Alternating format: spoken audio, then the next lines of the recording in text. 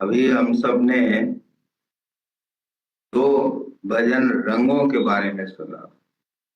होली का समय भी है, रंगों का त्योहार भी है, पर अध्यात्म में किस रंग की बात होती? प्रेम मूर्ति कहा करते थे, और हम सब जानते ही हैं कि दो वस्तु जब तक पूर्ण रूप से समान न हो मिल नहीं सकते। संत मत की साधना अपने समर्थ गुरु में मिलने की साधना है। तो ये दो रंग जब तक समान न हो, और ये रंग कहलाता क्या है? रंग उस ज्ञान जो गुरु ज्ञान प्रदान करते हैं, उनके ज्ञान वाला आप बन जाएंगे, तभी वास्तव में उनके रंग में आप रंग है। संसार में भी आप सब देखते ही होंगे, कभी कभी कोई व्यक्ति मिलता है और आप अगर उनको कुछ बताना चाहते हैं तो कोई थर्ड आदमी बोलता है, इनको बता के कुछ फायदा नहीं, ये तो उनके रंग में रंगे हुए हैं। यानी कि उनके विचारों वाला बन गए, और उनके विचारों वाला अगर बन गए तो दूसरा कोई विचार वहां पर कोई महत्व ही नहीं रखेगा उनके लिए, वह उस पर ध्यान ही नहीं देंगे, तो वह उस विचार को अपने अंतर में उतारेंगे नहीं। वास्तव में परम पूज्य गुरु महाराज की जो यह साधना है, वह धीरे धीरे हमारे विचारों को समाप्त करती है और उनके विचारों को हमारे अंदर में डालती है। और धीरे धीरे अगर वास्तव में हम सही ढंग से साधना कर रहे हैं तो उनके विचारों वाला बन जाते हैं। और इसीलिए आप सबने कई बार सत्संग में सुना होगा, मेरी जीवन बदल गई, उनका जीवन बदल गया। इस सत्संग में आने से जीवन बदल क्यों गया? बस इतना ही है कि विचार बदल गए तो जीवन बदल गए। हम जो जीवन जीते हैं अपने विचारों के कारण ही तो जीते हैं। अगर विचार बदल जाए तो हमारा जीवन बदल जाए। और इसीलिए हम सब हमेशा प्रेम मूर्ति उन्हें क्यों कहते हैं?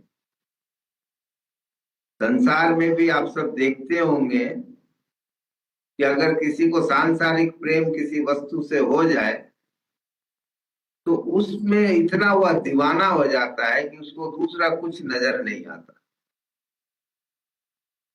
पर जिसको वह शाश्वत प्रेम मिल जाए,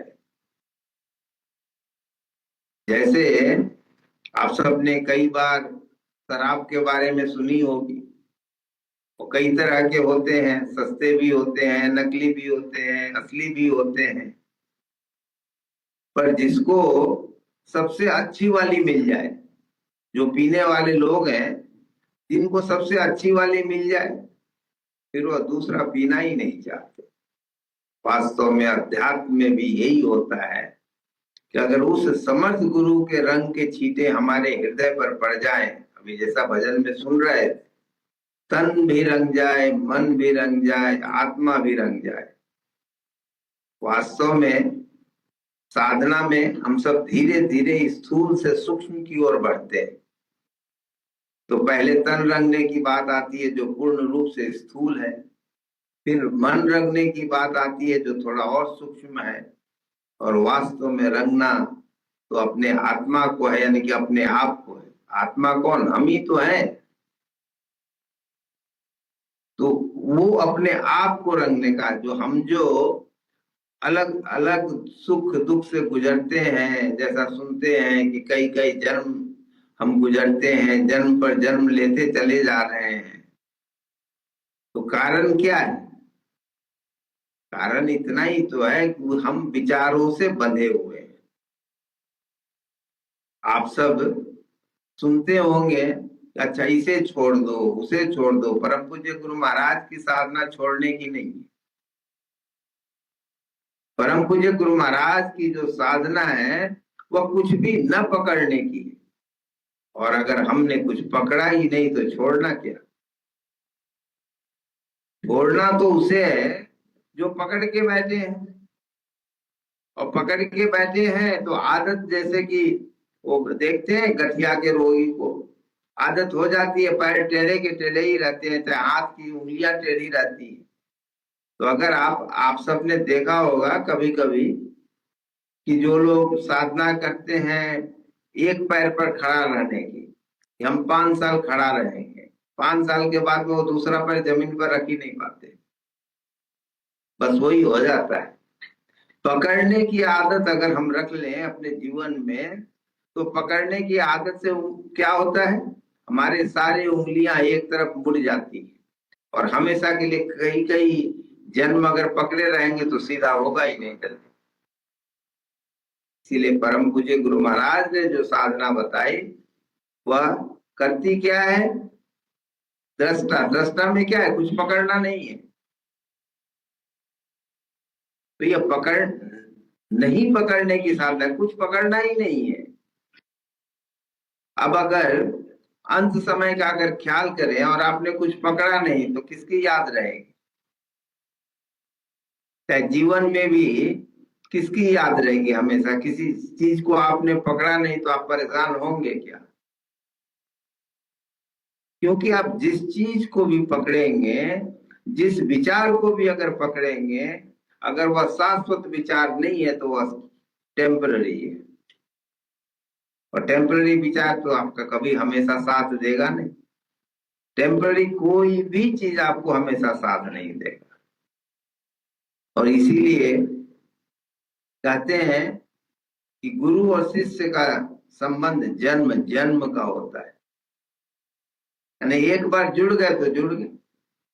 अब आगे गुरु की मर्जी, हमें कितने जन्म देना चाहता है नहीं देना चाहता है, हमने पकड़ा ही नहीं उस विचार को